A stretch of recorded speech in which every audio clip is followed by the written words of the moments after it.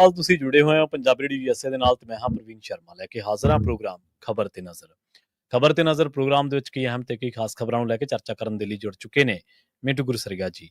ਮੈਨੂੰ ਸਤਿ ਸ਼੍ਰੀ ਅਕਾਲ, ਸਵਾਗਤ ਹੈ ਜੀ ਪੰਜਾਬੀ ਰੇਡੀਓ ਯੂਐਸਏ ਤੇ।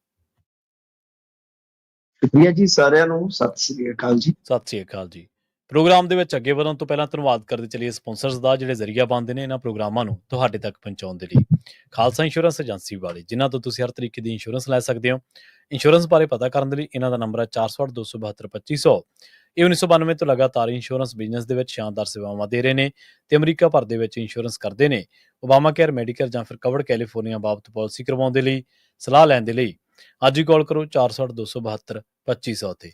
ਟਰਕੀਅਨ ਇਮੀਗ੍ਰੇਸ਼ਨ ਲਾ ਫਰਮ ਵਾਲੀ, ਜੇ ਟਰਕੀਅਨ ਟੌਰਨੀ ਟਰਕੀਅਨ ਦੇ ਨਾਲ ਤੁਸੀਂ ਯੂਐਸ ਇਮੀਗ੍ਰੇਸ਼ਨ ਬਾਬਤ ਕੋਈ ਵੀ ਸਲਾਹ ਕਰਨੀ ਹੈ, ਕੋਈ ਵੀ ਸਵਾਲ ਪੁੱਛਣਾ ਤੇ ਇਹਨਾਂ ਦਾ ਨੰਬਰ ਹੈ 415-909-0503। ਕ੍ਰਿਸ਼ਨ ਧਨੋਟਾ ਯੂਬਾ ਸਿਟੀ ਜੀਐਨ ਲਈ ਬੜੇ ਟਰੱਕ ਵਾਸ਼ ਕਰਦੇ ਨੇ, ਆਇਲ ਚੇਂਜ ਕਰਦੇ ਨੇ, ਏਅਰ ਬ੍ਰੇਕਾਂ ਦਾ ਕੰਮ ਤਸੱਲੀ ਬਖਸ਼ ਕਰਵਾ ਸਕਦੇ ਹੋ। ਨਵੇਂ ਪੁਰਾਣੇ ਟਾਇਰ ਵੀ ਇਹਨਾਂ ਤੋਂ ਮਿਲਦੇ ਨੇ। ਲੋਕੇਸ਼ਨ ਸੈਂਤਾ ਨੇਲਾ ਦੀ ਨਿਮਾ ਸੋਤਾ ਦੇ ਨਾਲ ਗੱਲ ਕੀਤੀ ਜਾ ਸਕਦੀ ਹੈ 209-277-0113 ਤੇ। Jaswinder Singh Nagra Roseville, Avtar Singh Singha Yuba City, Baldev Singh Kang Yuba City ਤੋਂ। ਇਹਨਾਂ ਸਾਰੇ ਹੀ ਸਪਾਂਸਰਸ ਦਾ ਬਹੁਤ ਬਹੁਤ ਧੰਨਵਾਦ। ਤੇ ਜੇਕਰ ਤੁਸੀਂ ਵੀ ਪੰਜਾਬੀ ਰੇਡੀਓ ਯੂਐਸਏ ਦੇ ਇਹਨਾਂ ਪ੍ਰੋਗਰਾਮਾਂ ਨੂੰ ਸਪਾਂਸਰ ਕਰਨਾ ਚਾਹੁੰਦੇ ਹੋ ਤਾਂ ਸਟੂਡੀਓ ਦਾ ਨੰਬਰ ਹੈ 408-272-5500। ਅੱਜ ਦਾ ਇਹ ਖਬਰ ਤੇ ਨਜ਼ਰ ਪ੍ਰੋਗਰਾਮ ਸਾਲ 2025 ਦੀ 12 ਅਪ੍ਰੈਲ ਦਾ ਪ੍ਰੋਗਰਾਮ ਹੈ ਤੇ ਦਿਨ ਅੱਜ ਸ਼ਨੀਵਾਰ ਹੈ। ਖਬਰਾਂ ਦੀ ਸ਼ੁਰੂਆਤ ਕਰੀਏ ਮਿੰਟੂ ਜੀ ਪੰਜਾਬ ਤੋਂ। ਪੰਜਾਬ ਦੇ ਵਿੱਚ ਕਹਿੰਦੇ ਹਰ ਦੂਜੇ ਦਿਨ ਜਿਹੜੀ ਆ ਮੰਗ ਦੀ ਕਾਲ ਆ ਜਾਂਦੀ ਹੈ, ਬੰਦ ਦੀ ਕਾਲ ਆ ਜਾਂਦੀ ਨਹੀਂ, ਦੇਖੋ ਮੰਗ ਮਤਲਬ ਕਿ ਵਸੂਲੀ ਔਰ ਠੀਕ ਆ ਡਿਮਾਂਡ ਫਰੋਤੀਆਂ ਦੀਆਂ ਜਿਹੜੀਆਂ।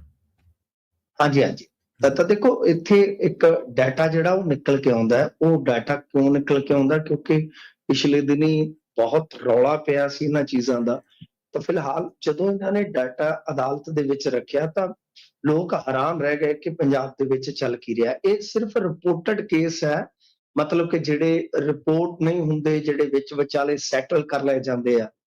ਸੈਟਲ ਮੀਨ ਮੈਂ ਉਹ ਵੀ ਤੁਹਾਨੂੰ ਸਮਝਾ ਦਿੰਦਾ ਕਿ ਸੈਟਲ ਕਿੱਦਾਂ ਹੁੰਦੇ ਆ। ਕਿ ਜਿੱਦਾਂ ਕਿਸੇ ਬੰਦੇ ਦਾ ਕੋਈ ਵਾਕਫ ਹੈ, ਉਹ ਬੰਦਾ ਉਹਦਾ ਦੋਸਤ ਸੀ ਕਿਸੇ ਕਾਲਜ ਟਾਈਮ, ਅੱਜ ਉਹ ਗੈਂਗਸਟਰ ਹੈ, ਉਸ ਬੰਦੇ ਤੱਕ ਅਪਰੋਚ ਕੀਤੀ ਜਾਂਦੀ ਹੈ। ਉਹ ਕਹਿੰਦਾ ਯਾਰ 50 ਲੱਖ ਮੇਰੇ ਤੋਂ ਮੰਗੀ ਜਾਂਦੇ ਆ, ਮੈਂ ਕੀ ਕਰਾਂ? ਉਹ ਕਹਿੰਦਾ ਚੱਲ ਯਾਰ ਮੈਂ ਕਰ ਲੈਣਾ ਗਾ। ਤਾਂ ਅਗਲਾ ਕਹਿੰਦਾ ਚੱਲ ਤੂੰ ਫੋਨ ਕੀਤਾ ਯਾਰ, ਤੂੰ ਏਦਾਂ ਕਰ 10 ਹੀ ਲਵਾ ਦੇ। ਸਮਝ ਗਏ ਤੁਸੀਂ? ਏਦਾਂ ਸੈਟਲ ਕੀਤੇ ਜਾਂਦੇ ਮਾਮਲੇ, ਰਿਐਲਿਟੀ ਹੈ। ਮੈਂ ਹੁਣ ਬਹੁਤਾ ਕੁਝ ਰਿਵੀਲ ਨਹੀਂ ਕਰ ਸਕਦਾ।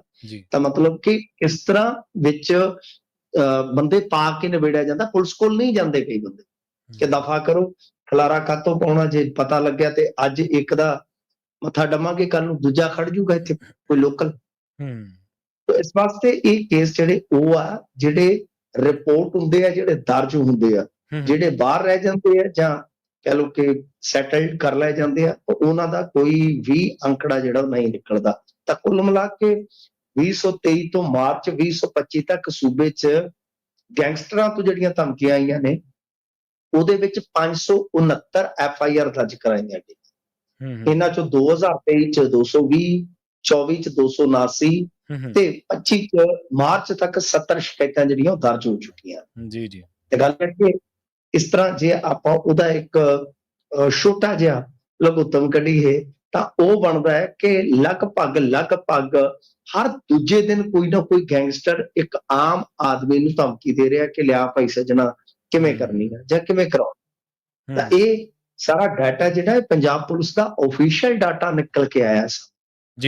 ਤਾਂ ਇਹਦੇ ਤੋਂ ਨਾ ਤਾਂ ਕਹਿ ਲਓ ਕਿ ਪੰਜਾਬ ਸਰਕਾਰ ਮੁਨਕਰ ਹੋ ਸਕਦੀ ਹੈ, ਨਾ ਉਹਨਾਂ ਦੇ ਸਮਰਥਕ ਐਵੇਂ ਬਿਨਾਂ ਗੱਲ ਤੋਂ ਧਾਤਾ ਕਰਕੇ ਪੈ ਸਕਦੇ। ਇਹ ਸੱਚਾਈ ਹੈ, ਇਹ ਰਿਐਲਿਟੀ ਹੈ। ਤੇ ਇੱਥੇ ਹਾਲਾਤ ਕੁਝ ਇਸ ਕਿਸਮ ਦੇ ਆ ਕਿ ਪਿਛਲੇ ਦਿਨੀ ਇੱਕ ਸਰਹੱਦੀ ਪਿੰਡ ਤੇ ਉਸ ਵੇਲੇ ਸਭ ਦੀਆਂ ਨਜ਼ਰਾਂ ਗਈਆਂ ਜਦੋਂ ਸਕੂਲ 'ਚ ਛੁੱਟੀ ਹੋ ਰਹੀ ਸੀ। ਕੁਝ ਵਿਦਿਆਰਥੀ ਜਾ ਚੁੱਕੇ ਸਨ ਔਰ ਉਸ ਨਿੱਜੀ ਸਕੂਲ ਦੀ ਜਿਹੜੀ ਸਟਰੈਂਥ ਹੈ ਉਹ 700 ਦੇ ਕਰੀਬ ਹੈ, ਯਾਨੀ ਬਹੁਤ ਤਕੜਾ ਸਕੂਲ ਆ। ਤਾਂ ਉਸ ਵੇਲੇ ਕੀ ਹੁੰਦਾ ਕਿ ਇੱਕ ਮੋਟਰਸਾਈਕਲ ਤੇ 2 ਸ਼ੂਟਰ ਆਉਂਦੇ ਆ। ਤਾਂ ਉਹ ਵਿਦਿਆਰਥੀ ਜਿਹੜੇ ਹਾਲੇ ਆਪਣੇ ਮਾਪਿਆਂ ਨੂੰ ਉਡੀਕ ਰਹੇ ਸੀ, ਉਹ ਕੰਪਲੈਕਸ ਦੇ ਵਿੱਚ ਸੀਗੇ।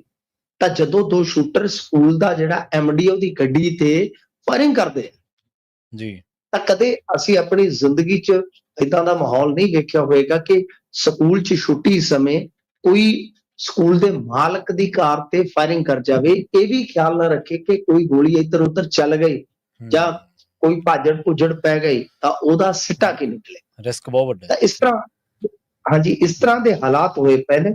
ਖੈਰ ਦੇਖਦੇ ਹਾਂ ਕਿ ਕੀ ਬਣਦਾ, ਪਰ ਜੋ ਇਹ ਡਾਟਾ ਹੈ ਇਹ ਸਾਫ਼ ਦੱਸ ਰਿਹਾ। ਔਰ ਇਹਦੇ ਚ ਜ਼ਿਆਦਾਤਰ ਜੇ ਤੁਸੀਂ ਦੇਖੋਗੇ ਤਾਂ ਜੋ ਡਿਮਾਂਡਸ ਦੀਆਂ ਜਾਂ ਕਹਿ ਲਓ ਕਿ ਥ੍ਰੈਟ ਦੀਆਂ ਜਾਂ ਵਸੂਲੀ ਦੀਆਂ ਕਾਲਾਂ ਆਉਂਦੀਆਂ ਨੇ, ਉਹ ਮਾਝਾ ਖੇਤਰ ਦੇ ਵਿੱਚ ਜ਼ਿਆਦਾ ਨੇ, ਵਧੇਰੇ ਨੇ। ਜੀ ਉੱਥੇ ਇੱਕ ਸਰਪੰਚ ਤੇ ਤਾਂ ਸ਼ਾਇਦ ਮੇਰੇ ਖਿਆਲ ਦੇ ਨਾਲ 3 ਦਫਾ ਗੋਲੀ ਚੱਲੀ।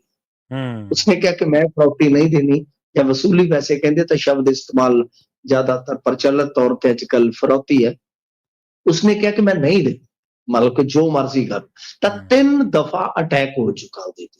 ਜੀ ਬਹੁਤ ਭਿਆਨਕ ਪਰਿਸਥਿਤੀ ਹੈ ਲਾਅ ਐਂਡ ਆਰਡਰ ਨੂੰ ਲੈ ਕੇ। ਪਰ ਹੁਣ ਥੋੜੇ ਦਿਨਾਂ ਤੋਂ ਜੇ ਆਪਾਂ ਦੇਖੀਏ, ਕਿਉਂਕਿ ਮਾਰਚ ਤੱਕ ਦਾ ਇਹ ਅੰਕੜਾ ਹੈ, ਜੇ ਹੁਣ ਕਿਉਂਕਿ ਸਾਡੀ ਤਿੱਖੀ ਨਿਗਾਹ ਬਣੀ ਰਹਿੰਦੀ ਹੈ ਇੱਧਰਲੇ ਪਾਸੇ, ਤਾਂ ਜਦੋਂ ਹੁਣ ਇਹਨਾਂ ਨੇ ਐਨਕਾਊਂਟਰ ਵਗੈਰਾ ਵਧਾਏ ਆ, ਜਦੋਂ ਤੋਂ ਕੁਛ ਮਤਲਬ ਕਿ ਸਿਕੰਜਾ ਕੱਸਣਾ ਸਟਾਰਟ ਕੀਤਾ, ਤਾਂ ਹੁਣ ਆ ਥੋੜੇ ਹਫ਼ਤੇ ਜਿਹੜੇ ਆ ਉਹ ਠੀਕ ਠਾਕ ਗੁਜ਼ਰੇ, ਗਾਂ ਦਾ ਪਤਾ ਨਹੀਂ। ਬਾਕੀ ਇਹ ਜਿਹੜਾ ਹੁੰਦਾ ਕਿ ਅੰਦਰ ਖਾਤੇ ਕੀ ਚੱਲ ਰਿਹਾ ਹੈ, ਕਿਹਨੂੰ ਕੀ ਹੋਇਆ, ਕਿੱਥੇ ਮਾਮਲਾ ਦਰਜ ਕਰਾਇਆ, ਸਾਰੀਆਂ ਚੀਜ਼ਾਂ ਕਹਿ ਲਓ ਕਿ ਥੋੜੀਆਂ ਰੱਖੀਆਂ ਜਾਂਦੀਆਂ, ਸੀਕ੍ਰੇਟ ਰੱਖੀਆਂ ਜਾਂਦੀਆਂ। ਉਹ ਗਾਂ ਜਾ ਕੇ ਫਿਰ ਡਾਟਾ ਨਿਕਲਦਾ। ਹਾਲ ਫਿਲਹਾਲ ਇਹ ਕਹਿ ਸਕਦੇ ਕਿ ਖੁੱਲੇ ਰੂਪ ਦੇ ਵਿੱਚ ਤਾਂ ਨਹੀਂ ਜੀ ਪਰ ਅੰਦਰ ਖਾਤੇ ਜੀ ਜੀ। ਤੇ ਮਿੰਟੂ ਜੀ, ਪੰਜਾਬ ਦੀ ਅਫਸਰਸ਼ਾਹੀ ਬਾਰੇ ਖਬਰ ਆ ਰਹੀ ਹੈ ਵੀ ਇਹ ਸੁਧਰ ਹੀ ਨਹੀਂ ਰਹੇ ਜੀ। ਦੇਖੋ, ਅਫਸਰਸ਼ਾਹੀ ਸੁਧਰਨ ਦਾ ਮਤਲਬ ਇਹੀ ਆ ਕਿ ਇੱਕ ਤਾਂ ਤੁਸੀਂ ਦੇਖਿਆ ਹੋਣਾ ਕਿ ਕਿੰਨਾ ਇੱਕ ਵੱਡਾ ਵਿਵਾਦ ਪੈਦਾ ਹੋ ਗਿਆ ਕਿ ਆਈਪੀਐਸ ਸੈਕਸ ਸਕੈਂਡਲ ਨਿਕਲ ਆਇਆ ਆਡੀਓ, ਕਥਿਤ ਆਡੀਓ ਦੇ ਜ਼ਰੀਏ। ਤਾਂ ਉਹ ਆਡੀਓ ਦਾ ਵੀ ਇੱਕ ਰੌਲਾ ਹੈ ਕਿ ਕੋਰਟ ਨੇ ਕਿਹਾ ਕਿ ਇਸ ਆਡੀਓ ਨੂੰ ਹਟਾ ਦਿੱਤਾ ਜਾਵੇ। ਛੋਟੀ ਕੋਰਟ ਨੇ ਕਿਹਾ, ਤਾਂ ਹੁਣ ਉਹਦੇ ਖਿਲਾਫ ਸੁਖਪਾਲ ਸਿੰਘ ਖਹਿਰਾ ਕਹਿੰਦੇ ਕਿ ਮੈਂ ਹਾਈ ਕੋਰਟ ਜਾਵਾਂਗਾ, ਜਦ ਕਿ ਪੰਜਾਬ ਸਰਕਾਰ 'ਚ ਹਿੰਮਤ ਹੀ ਨਹੀਂ ਪਈ ਕਿ ਬਈ ਉਹ ਇਸ ਕਥਿਤ ਆਡੀਓ ਦੀ ਜਾਂਚ ਕਰਾਵੇ, ਤਸਦੀਕ ਕਰਾਵੇ ਕਿ ਕੀ ਇਹ ਆਡੀਓ ਜਿਹੜੀ ਹੈ, ਉਕਤ ਆਡੀਓ ਸਹੀ ਹੈ ਜਾਂ ਗਲਤ ਹੈ। ਗਲਤ ਹੈ, ਬਿਲਕੁਲ ਸਹੀ। ਉਸ ਤੋਂ ਬਾਅਦ ਇੱਕ ਚੀਜ਼ ਤੁਸੀਂ ਮਤਲਬ ਕਿ ਪਿਛਲੇ ਦਿਨੀ ਦੇਖੀ ਹੋਣੀ ਹੈ ਕਿ ਜਸਵੰਤ ਜ਼ਫਰ ਜੀ ਬਣੇ ਸਨ ਇੱਕ ਬਹੁਤ ਵੱਡੇ ਅਹੁਦੇ ਤੇ ਪਿਛਲੇ ਦਿਨੀ, ਜੋ ਪੰਜਾਬੀ ਭਾਸ਼ਾ ਵਾਸਤੇ ਕੰਮ ਕਰਦਾ ਹੈ। ਤਾਂ ਉਸ ਭਾਸ਼ਾ ਮਹਿਕਮੇ ਦੇ ਵਿੱਚ ਜਦੋਂ ਉਹਨਾਂ ਨੇ ਅਹੁਦਾ ਸੰਭਾਲਿਆ ਤਾਂ 2 ਪੱਤਰ ਲਿਖੇ ਸੀਗੇ ਉਹਨਾਂ ਨੇ, ਠੀਕ ਹੈ ਜੀ, ਕਿ ਭਾਈ ਜਿਹੜਾ ਵੀ ਲੈਟਰ ਤੁਸੀਂ ਜਾਰੀ ਕਰਦੇ ਹੋ ਪੰਜਾਬੀ 'ਚ ਕਰੋ। ਤਾਂ ਪੰਜਾਬੀ ਦੇ ਵਿੱਚ ਉਹ ਇੱਕ ਲੈਟਰ ਜਾਰੀ ਵੀ ਹੋਇਆ, ਜਿਹਦੀ ਮੈਂ ਪੋਸਟ ਵੀ ਪਾਈ ਸੀ। ਇਹਨਾਂ ਨੂੰ ਐਪਰੀਸ਼ੀਏਟ ਵੀ ਕੀਤਾ ਕਿ ਬਹੁਤ ਵਧੀਆ, ਕਿਉਂਕਿ ਫਸਟ ਟਾਈਮ ਸੀਗਾ, ਅਸੀਂ ਆਪਣੀ ਜ਼ਿੰਦਗੀ 'ਚ ਪਹਿਲੀ ਵਾਰੀ ਦੇਖਿਆ ਕਿ ਕਿਸੇ ਆਈਐਸ ਅਫਸਰ ਦੇ ਤਬਾਦਲੇ ਜਾਂ ਅਫਸਰਾਂ ਦੇ ਤਬਾਦਲੇ ਕਹਿ ਲਓ ਕਿ ਪੰਜਾਬੀ 'ਚ ਹੋਏ ਹੋਣ। ਠੀਕ ਕੀਤਾ ਇਹਨਾਂ ਨੇ। ਪਰ ਹੋਇਆ ਕੀ ਹੈ ਕਿ ਉਸ ਤੋਂ ਬਾਅਦ ਵੀ ਜੇ ਆਪਾਂ ਦੇਖੀਏ, ਠੀਕ ਹੈ, ਪਹਿਲਾਂ ਪੰਜਾਬੀ 'ਚ ਆ ਗਿਆ, ਜਿਹੜੇ ਪੰਜਾਬੀ ਆਪਾਂ ਭਾਸ਼ਾ ਮਹਿਕਮੇ ਦੇ ਡਾਇਰੈਕਟਰ ਕਹਿ ਲਓ, ਵੈਸੇ ਇਹਨਾਂ ਨੇ ਵੀ ਪੰਜਾਬ ਜਿਹੜਾ ਹੈ ਨਾ, ਭਾਸ਼ਾ ਵਿਭਾਗ ਪੰਜਾਬ, ਭਾਸ਼ਾ ਸ਼ਬਦ ਜਿਹੜਾ ਉਹ ਤੁਹਾਨੂੰ ਪਤਾ ਹੀ ਹੈ। ਉਹ ਵਿਭਾਗ ਸ਼ਬਦ ਵੀ ਕਿਹੋ ਜਿਹਾ, ਵਿਭਾਗ ਸ਼ਬਦ ਵੀ ਪੰਜਾਬੀ ਦਾ ਨਹੀਂ, ਤੇ ਉਹ ਬਣਾਇਆ ਕੀ ਹੈ, ਪੰਜਾਬੀ ਭਾਸ਼ਾ ਵਿਭਾਗ। ਉਹਦੇ ਡਾਇਰੈਕਟਰ ਹੈ ਜਸਵੰਤ ਜ਼ਫਰ ਜੀ। ਤਾਂ ਉਹਨਾਂ ਨੇ ਜਿਹੜਾ ਪੱਤਰ ਲਿਖਿਆ ਸੀ, ਉਸ ਤੋਂ ਬਾਅਦ ਚਲੋ ਇੱਕ ਵਾਰੀ ਤੇ ਮਸਲਾ ਹੱਲ ਹੋਊਗਾ, ਪਰ ਬਾਅਦ ਦੇ ਵਿੱਚ ਜਿਹੜਾ ਪੱਤਰ ਫੇਰ ਜਾਰੀ ਹੋਇਆ ਉਹ ਅੰਗਰੇਜ਼ੀ 'ਚ ਕਰ ਦਿੱਤਾ ਗਿਆ।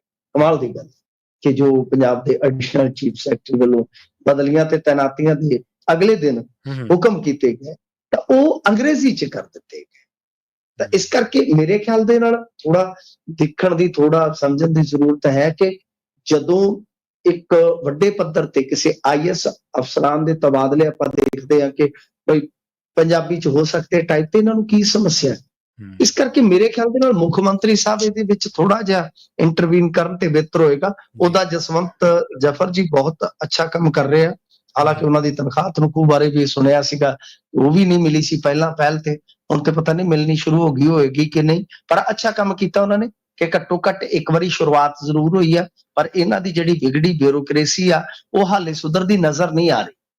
ਹਾਂਜੀ, ਨਾਲੇ ਚਲੋ ਇਹਨਾਂ ਦਾ ਇਹ ਆ ਵੀ ਬਿਊਰੋਕ੍ਰੇਸੀ ਬਾਰੇ ਤਾਂ ਤੁਸੀਂ ਦੱਸ ਹੀ ਦਿੱਤਾ ਮਿੰਟੂ ਜੀ। ਇਹਨਾਂ ਨੂੰ ਬਹਾਨਾ ਮਿਲਿਆ, ਸਾਡੇ ਤਾਂ ਜੀ ਅਫਸਰ ਆਖੇ ਨਹੀਂ ਲੱਗਦੇ। ਇਹਨਾਂ ਨੂੰ ਇਹ ਭੀੜੀ ਗਲੀ ਮਿਲੀ ਆ ਵੀ ਅਫਸਰਸ਼ਾਹੀ ਸਾਡੇ ਕੰਮ ਨਹੀਂ ਆਉਂਦੀ। ਵੀ ਜਦੋਂ ਹੁਣ ਤੁਹਾਨੂੰ ਲੋਕਾਂ ਨੇ ਸਰਕਾਰ ਹੀ ਦਿੱਤੀ, ਹੁਣ ਚਲਾਉਣੀ ਕਿਵੇਂ ਕਰਨੀ, ਇਹ ਤਾਂ ਤੁਹਾਡਾ ਕੰਮ ਆ ਨਾ। ਇਹ ਲੋਕਾਂ ਦਾ ਕੰਮ ਥੋੜ੍ਹਾ ਆ ਵੀ ਦੱਸਣਾ ਵੀ ਫਲਾਣੇ ਅਫਸਰ ਨੂੰ ਐਂ ਸੂਟ ਕਰੋ। ਤੁਹਾਡੇ ਕੋਲ ਭਾਸ਼ਾ ਐਕਟ ਆ, ਉਹਦੇ ਤਹਿਤ ਇਹਨਾਂ ਤੇ ਕਾਰਵਾਈ ਕਰਦੇ ਹੋ ਜੀ। ਉਹਦੇ ਵਿੱਚ ਇੱਕ ਛੋਟੀ ਜੀ ਅਮੈਂਡਮੈਂਟ ਲੈ ਆਓ, ਤੁਸੀਂ ਰਿਟਾਇਰਮੈਂਟ ਤੱਕ ਦੀ ਅਮੈਂਡਮੈਂਟ ਲਿਆ ਸਕਦੇ ਹੋ। ਇੱਕ ਛੋਟੀ ਜੀ ਅਮੈਂਡਮੈਂਟ ਲੈ ਆਓ ਕਿ ਉਹ ਜਿਹੜਾ ਜੁਰਮਾਨਾ 500 ਰੁਪਇਆ ਹੂੰ, ਉਹਨੂੰ ਵਧਾ ਕੇ 50,000 ਰੁਪਇਆ ਕਰ ਦਿਓ। ਜੀ ਠੀਕ ਹੈ ਨਾ ਜੀ। ਤੇ ਉਹਦੀ ਕਾਰਵਾਈ ਜਿਹੜੀ ਆ ਉਹ ਨਾਲ ਥੋੜੀ ਜੀ ਇੱਕ ਤਰਮੀਮ ਇਹ ਕਰ ਦਿਓ ਕਿ ਤੁਹਾਡੀ ਜਿਹੜੀ ACR ਹੁੰਦੀ ਆ ਉਹਦੇ ਚ ਲੱਗ ਜੂਗੀ। ਹੂੰ, ਜੇਕਰ ਤੁਸੀਂ ਇਹਦੇ ਤੋਂ ਬਾਹਰ ਕੀਤਾ ਤੇ ਆਪੇ ਸੁਧਰ ਜਾਣਗੇ। ਇਹਦੇ ਚ ਕੀ ਕੋਈ ਰਾਕਟ ਸਾਇੰਸ ਆ? ਜੀ ਜੀ ਬਿਲਕੁਲ। ਤੇ ਮੈਡਮ ਜੀ ਅਗਲੀ ਗੱਲ ਕਰੀਏ ਪੰਜਾਬ ਪੁਲਿਸ ਦੇ ਬਾਰੇ, ਨਸ਼ੇ ਦੇ ਨਾਲ ਜਿਹੜੇ ਇਹਨਾਂ ਦੇ ਮੁਲਾਜ਼ਮ ਜੁੜੇ ਆ ਜੀ, ਉਹਨਾਂ ਦੀ ਲਿਸਟ ਕਹਿੰਦੇ ਲੰਬੀ ਹੈ ਜੀ। ਦੇਖੋ ਲਿਸਟ ਜਿਹੜੀ ਆ ਉਹ ਇਦਾਂ ਆ ਕਿ ਜਿਵੇਂ ਹੁਣ ਆਪਾਂ ਦੇਖਿਆ ਪਿਛਲੇ ਦਿਨ ਇੱਕ ਥਾਰ ਵਾਲੀ ਬੀਬੀ ਦਾ ਰੌਲਾ ਪੈ ਗਿਆ, ਬਹੁਤ ਜ਼ਿਆਦਾ ਰੌਲਾ ਪੈ ਗਿਆ, ਫਿਰ ਉਹ ਰੌਲਾ ਗਿਆ ਆਇਆ ਹੋ ਗਿਆ। ਹਾਲਾਂਕਿ ਜਿਹੜੀ ਉਹਦੀ ਅੰਦਰ ਦੀ ਕਹਾਣੀ ਸੀ ਉਹ ਕਿਸੇ ਨੂੰ ਪਤਾ ਨਹੀਂ ਲੱਗੀ, ਨਾ ਕਿਸੇ ਨੇ ਸਮਝਣ ਦਾ ਯਤਨ ਕੀਤਾ ਕਿ ਕਹਾਣੀ ਕਿੱਥੋਂ ਚੱਲੀ ਆ, ਕਿੱਥੇ ਇਹਨੇ ਜਾ ਕੇ ਮੁੱਕਣਾ। ਤਾਂ ਫਿਲਹਾਲ ਸਾਡਾ ਤੁਹਾਨੂੰ ਪਤਾ ਹੀ ਹੈ, ਮਨੋਰੰਜਨ ਹੋ ਜਾਂਦਾ ਕਿਸੇ ਖਬਰ ਦੇ ਜ਼ਰੀਏ, ਤਾਂ ਬਹੁਤ ਖੂਬ ਮਨੋਰੰਜਨ ਹੋਇਆ, ਰੀਲਾਂ ਪਈਆਂ, ਫਲਾਂ ਹੋਇਆ, ਟਮਕਾ ਹੋਇਆ। ਤਾਂ ਬੇਸਿਕਲੀ ਚਲੋ ਉਹ ਵੀ ਛੱਡ ਦਿਓ ਕਿ ਜਿਹੜੀ ਸਮੱਸਿਆ ਹੈ ਕਿ ਬਈ ਇਹ ਵਾਰ-ਵਾਰ ਕਿਉਂ ਹੋ ਰਿਹਾ, ਤਾਂ ਲਿਸਟ ਇੱਕ ਜਿਹੜੀ ਆ ਉਹ ਅਸੀਂ ਵੱਖ-ਵੱਖ ਮੀਡੀਆ ਰਿਪੋਰਟਾਂ ਦੇ ਜ਼ਰੀਏ ਜਾਂ ਇਧਰੋਂ ਉਧਰੋਂ ਇਕੱਠੀ ਕੀਤੀ ਹੈ ਕਿ ਹੁਣ ਤੱਕ ਆਫੀਸ਼ੀਅਲੀ ਕਿੰਨੇ ਬੰਦੇ ਇਹਨਾਂ ਦੇ ਦਾਗੀ ਪਾਏ ਗਏ ਆ।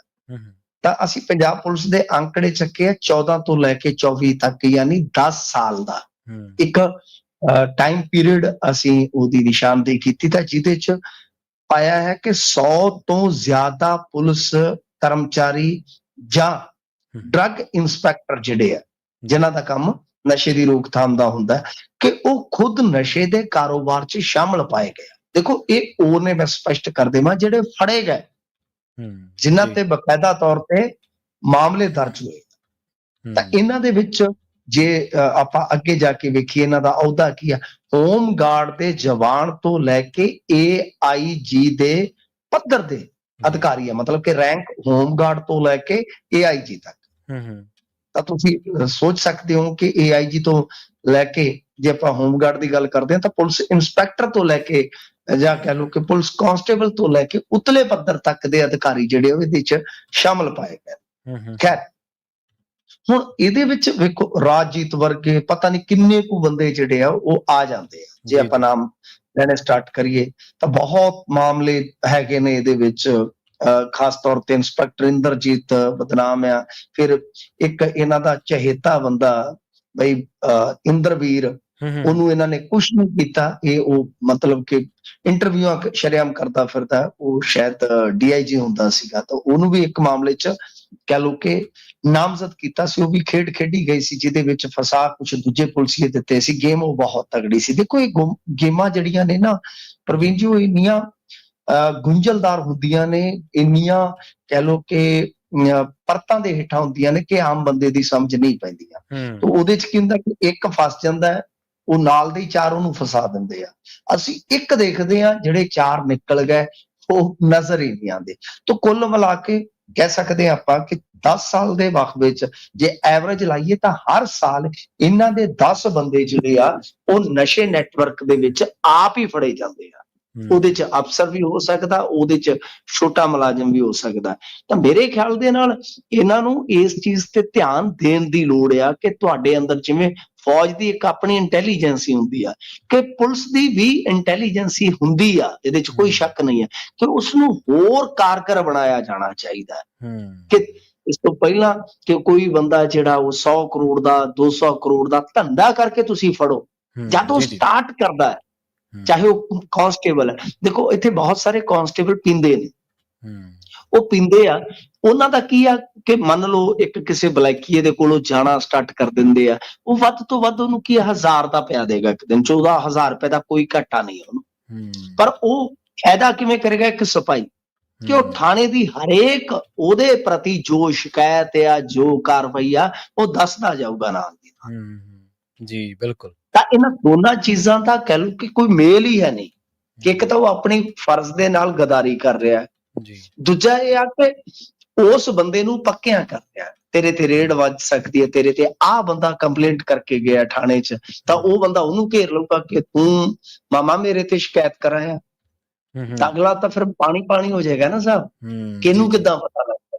ਤੇਰੇ ਖਿਲਾਫ ਇਹਨੇ ਫੋਨ ਕੀਤਾ। ਸੋ ਆਹ ਚੀਜ਼ਾਂ ਹੁੰਦੀਆਂ। ਮੈਂ ਤੁਹਾਨੂੰ ਇੱਕ ਮਿਸਾਲ ਦੇ ਕੇ ਸਮਝਾਇਆ ਕਿ ਇਸ ਤਰ੍ਹਾਂ ਇਹ ਕੰਮ ਸ਼ੁਰੂ ਹੁੰਦਾ ਤੇ ਜਿਹੜੇ ਵੱਡੇ ਅਧਿਕਾਰੀ ਮਤਲਬ ਕਿ ਸਿੱਧਾ ਇੱਕ ਹਿੱਸਾ ਰੱਖਦੇ ਨੇ, ਜਾਂ ਕੇਸ ਕੋਈ ਫੜ ਲਿਆ ਉਹਦੇ ਚੋਂ 7 ਕਿਲੋ ਹੈਰੋਇਨ ਫੜੀ, 5 ਕਿਲੋ ਆਪ ਕੱਢ ਕੇ 2 ਕਿਲੋ ਅਗਲੇ ਤੇ ਪਾਤੀ, ਨਾਲੇ ਉਹਦੇ ਤੋਂ ਪੈਸਾ ਲੈ ਲਿਆ, ਨਾਲੇ ਉਹ 5 ਕਿਲੋ ਹੈਰੋਇਨ ਜਿਹੜੀ ਉਹ ਵੇਚਤੀ ਗਾਂ ਕਿਸੇ ਨੂੰ ਜੀ। ਤਾਂ ਇਹ ਬਹੁਤ ਵੱਡਾ ਧੰਦਾ ਹੈ, ਬਹੁਤ ਵੱਡਾ ਨੈਟਵਰਕ ਆ।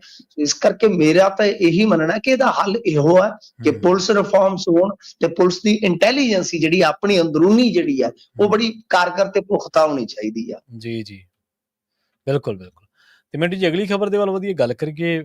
ਭਾਜਪਾ ਦੇ ਦਾਅਵੇਦਾਰਾਂ ਦੀ, ਕਹਿੰਦੇ ਇਹ ਦਾਅਵੇਦਾਰਾਂ ਦੀ ਦੌੜ ਦੇ ਵਿੱਚ ਹੀ ਉਲਝ ਗਈ ਹੈ ਜੀ।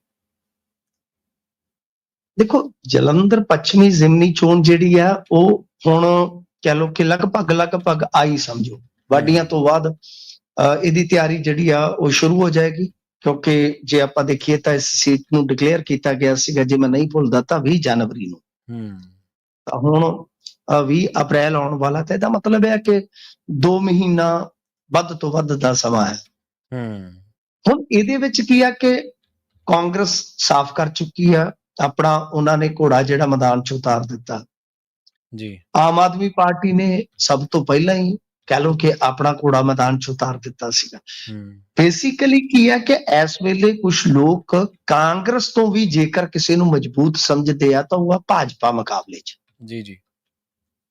ਤੇ ਉਹ ਤੋਂ ਇਲਾਵਾ ਜੇ ਆਪਾਂ ਦੇਖੀਏ ਅੰਕੜੇ ਵੀ ਇਹੋ ਕਹਿੰਦੇ ਆ, ਕਿਉਂਕਿ ਪਿਛਲੀ ਮਰਤਬਾ ਇਹਨਾਂ ਦੇ ਐਡਵੋਕੇਟ ਬਿਕਰਮ ਸਿੰਘ ਸਿੱਧੂ ਖਲੋਤੇ ਸਨ ਇੱਥੋਂ 22 ਚ ਜੀ, ਤਾਂ ਉਹ ਲਗਭਗ 10,000 ਵੋਟ ਪਿੱਛੇ ਹੋਣਗੇ, ਜ਼ਿਆਦਾ ਨਹੀਂ, ਮੇਰਾ ਇੱਕ ਅੰਦਾਜ਼ਾ ਹੈ, ਕਿਉਂਕਿ ਉਸ ਵੇਲੇ ਦੀਆਂ ਸੀਟਾਂ ਦਾ ਜਿੰਨਾ ਕੋ ਆਪਾਂ ਨੂੰ ਯਾਦ ਆ। ਤੇ ਦੂਜੇ ਪਾਸੇ ਜੇ ਤੁਸੀਂ ਦੇਖੋਗੇ ਤਾਂ ਐਤਕੀ ਜਦੋਂ 2024 ਦਾ ਇਲੈਕਸ਼ਨ ਹੋਇਆ, 2024 ਦਾ ਜਿਹੜਾ ਲੋਕ ਸਭਾ ਦਾ ਇਲੈਕਸ਼ਨ ਹੋਇਆ ਸੀ, ਤਾਂ ਲੁਧਿਆਣਾ ਪੱਛਮੀ ਜਿਹੜੀ ਸੀਗੀ ਉਹ ਸੀਟ ਨੇ ਸਾਰੇ ਫਰਕ ਮੇਟ ਦਿੱਤੇ ਭਾਜਪਾ ਦੇ। ਤਾਂ ਇਹ ਸਮੀਕਰਨ, ਇਹ ਅੰਕੜੇ ਜਿਹੜੇ ਦੱਸਦੇ ਆ ਕਿ ਭਾਜਪਾ ਨੂੰ ਤੁਸੀਂ ਉੱਥੇ ਦਰਕਨਾਰ ਨਹੀਂ ਕਰ ਸਕਦੇ ਮੁਕਾਬਲੇ। ਤੇ ਕੁਝ ਲੋਕ ਇਹ ਆਰਗੂਮੈਂਟ ਦਿੰਦੇ ਨੇ, ਜਲੰਧਰ ਨਿਕਲਦਾ ਮੇਰੇ ਵਾਰ-ਵਾਰ ਲੁਧਿਆਣਾ ਪੱਛਮੀ ਤੋਂ ਜਿਹੜੇ ਮਤਲਬ ਕਿ ਉੱਥੇ ਵੋਟਰ ਕਹਿ ਲੋ ਜਾਂ ਪੜ੍ਹੇ ਲਿਖੇ ਲੋਕ ਆ, ਉਹ ਆਰਗੂਮੈਂਟ ਦਿੰਦੇ ਨੇ ਕਿ ਜੇਕਰ ਮੰਨ ਲਓ ਬਿਕਰਮ ਸਿੰਘ ਸਿੱਧੂ ਮੈਦਾਨ ਚ ਫੇਰ ਉਤਾਰ ਦਿੱਤੇ ਜਾਂਦੇ ਆ ਤਾਂ ਬਹੁਤ ਤਗੜੀ ਟੱਕਰ ਹੋਈ। ਤਾਂ ਬਿਕਰਮ ਸਿੰਘ ਸਿੱਧੂ ਕਿਉਂਕਿ ਲੋਕਲ, ਹਾਲਾਂਕਿ ਇੱਕ ਚਰਚਾ ਚੱਲ ਰਹੀ ਸੀਗੀ ਕਿ ਹੌਬੀ ਧਾਲੀਵਾਲ, ਦੇਖੋ ਹੌਬੀ ਧਾਲੀਵਾਲ ਵਰਗਾ ਬੰਦਾ ਜਿਹੜਾ ਨਾ ਉਹ ਸਿਆਸਤ ਦੇ ਵਿੱਚ ਫਿੱਟ ਨਹੀਂ ਬੈਠਦਾ, ਖਾਸ ਤੌਰ ਤੇ ਚੁਣਾਵੀ ਸਿਆਸਤ ਦੇ ਵਿੱਚ, ਕਿਉਂਕਿ ਉਹ ਪੈਰਾਸ਼ੂਟਡ ਹੋ ਜਾਏਗਾ। ਤੇ ਜਿਹੜੀ ਖਾਸਾ ਵੱਡਾ ਆਦਮੀ ਹੈ, ਫਿਰ ਖਾਸੀ ਵੱਡੀ ਚੋਣ ਲੜੂਗਾ ਨਾ, ਫਿਰ ਇੱਥੇ ਥੋੜਾ ਲੜੂਗਾ। ਨਹੀਂ, ਉਹ ਚਲੋ ਇੱਕ ਮਜ਼ਾਹੀਆ ਗੱਲ ਆ, ਪਰ ਪੈਰਾਸ਼ੂਟਡ ਜਿਹੜਾ, ਮੈਂ ਤੁਹਾਨੂੰ ਦੱਸ ਦਿੰਦਾ ਹੁਣ ਲੁਧਿਆਣਾ, ਤੁਸੀਂ ਇਹਦੇ ਤੇ ਬਹੁਤ ਪ੍ਰੋਗਰਾਮ ਕਰੋਗੇ ਗਾਂ ਜਾ ਕੇ, ਤੁਹਾਨੂੰ ਇੱਕ ਬੇਸਿਕ ਇਨਫੋਰਮੇਸ਼ਨ ਦੇ ਦੇਣਾ ਇਸ ਹਲਕੇ ਦੀ, ਕਿ ਇਸ ਹਲਕੇ ਚ ਕੁਮਾਰ ਮੰਡੀ ਪੈਂਦਾ, ਇਸ ਹਲਕੇ ਚ ਸਰਾਭਾ ਨਗਰ ਪੈਂਦਾ, ਯਾਨੀ ਲੁਧਿਆਣੇ ਤੋਂ ਵਾਕਫ ਲੋਕ ਜਾਣਦੇ ਆ ਕਿ ਲੁਧਿਆਣੇ ਦਾ ਸਭ ਤੋਂ ਤਗੜਾ ਏਰੀਆ ਇਹ ਆ। ਇਹਦੇ ਵਿੱਚ ਵਿਕਣ ਵਾਲੀ ਵੋਟ ਨਾ ਮਾਤਰ ਹੈ ਜੀ, ਵੋਟ ਵੇਚਣ ਵਾਲਾ ਹੈ ਹੀ ਨਹੀਂ ਕੋਈ, ਸਮਝ ਗਏ ਨਾ ਤੁਸੀਂ। ਤਾਂ ਇੱਥੇ ਜ਼ਿਆਦਾਤਰ ਕਾਰੋਬਾਰੀ ਵੋਟ ਆ, ਹਿੰਦੂ ਭਾਈਚਾਰੇ ਦੀ ਵੋਟ ਆ। ਸੋ ਇਸ ਕਰਕੇ ਜਿਹੜੇ ਸਮੀਕਰਨ ਕਹਿ ਲਓ ਕਿ ਬਣਦੇ ਨਜ਼ਰ ਆ ਰਹੇ ਨੇ, ਉਹ ਇਹੀ ਆ ਕਿ ਇਹਨਾਂ ਦੇ ਦਾਅਵੇਦਾਰ ਜਿਹੜੇ ਆ, ਕਿਉਂਕਿ ਜਿੱਥੇ ਪਾਰਟੀ ਮਜ਼ਬੂਤ ਹੋਏਗੀ ਉੱਥੇ ਦਾਅਵੇਦਾਰ ਜ਼ਿਆਦਾ ਹੁੰਦੇ ਨੇ ਸਾਹਿਬ, ਸਮਝਦੇ ਹੋ ਨਾ ਤੁਸੀਂ। ਤਾਂ ਹੀ ਅੱਜ ਜੀਵਨ ਗੁਪਤਾ, ਰਾਸ਼ੀ ਅਗਰਵਾਲ, ਹੌਬੀ ਧਾਲੀਵਾਲ, ਬਿਕਰਮ ਸਿੰਘ ਸਿੱਧੂ ਜੀ, ਅਨਿਲ ਸਰੀਨ ਜੀ, ਕਿੰਨੇ ਦਾਅਵੇਦਾਰ ਹੋ ਗਏ ਨੇ। ਤੇ ਇਹਨਾਂ ਨੂੰ ਕਹੋ ਕਿ ਇੱਥੇ ਆ ਕੇ ਕੋਈ ਲੰਬੀ ਜਾ ਕੇ ਲੜ ਲਓ 2027 ਚ, ਅਗਲਾ ਕਿਨਾਰਾ ਕਰੇਗਾ। ਸੋ ਆਹੀ ਚੀਜ਼ ਹੁੰਦੀ ਹੈ ਨਾ, ਮੈਂ ਤੁਹਾਨੂੰ ਦੱਸਿਆ ਕਿ ਉੱਥੇ ਇਸ ਤਰ੍ਹਾਂ ਦੀ ਬਣਤਰ ਹੈ ਹਲਕੇ ਦੀ। ਇਸ ਵਾਸਤੇ ਇਹਨਾਂ ਦੇ ਅੰਦਰ ਕਹਿ ਲਓ ਕਿ ਹੁਣ ਬਹੁਤ ਜ਼ਿਆਦਾ ਦਾਅਵੇਦਾਰੀ ਦੀ ਦੌੜ ਤੇਜ਼ ਹੋ ਗਈ, ਤੇ ਹਰੇਕ ਬੰਦਾ ਆਪਣੇ ਹੱਕ ਦੇ ਵਿੱਚ ਲਾਮਬੰਦੀ ਕਰ ਰਿਹਾ। ਸੋ ਇਸ ਵਾਸਤੇ ਭਾਜਪਾ ਉਲਝ ਗਈ ਆ ਕਿ ਕਿਸ ਨੂੰ ਮੌਕਾ ਦਿੱਤਾ ਜਾਣਾ ਚਾਹੀਦਾ।